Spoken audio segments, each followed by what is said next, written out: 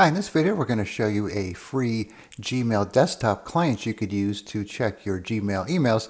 So if you don't like using the web browser, or let's say you have a ton of tabs open and you're always struggling to find your Gmail tab, you could use the Standalone desktop app to read your Gmail. So once you install it, it's just going to give you a little icon like this. It has the older icon. So this is an older tool, but it still works just fine. And then once you just double click it to open it, it'll open your Gmail in its own window, and it even looks just like the web page here, and you have your options on the side here for your calendar and keep and so on. So to install it, you just go to this website, which I'll put in the description, find your version here. So if you're on Windows, you're going to be using this one here, and they also have some Mac and Linux versions if you want to try those. So as you can see, you have all your typical things here: your start, your snooze, your scheduled drafts, your more options here, with your spam and your trash, your labels, your categories up here, search box.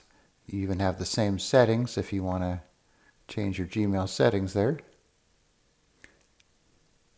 And you can see you have some menu items up here: log out, exit, undo, redo, window options, and settings for developer tools, and you could zoom and so on. And you could also set this as the default email application. So when you open it, it's going to ask you each time. So you could either pick later to have it keep bugging you every time you open it, or never prompt me. Then you could also see you will get some notifications from Windows when you're using this app as well, which you could actually set up for the web client too if you want to do that through your browser.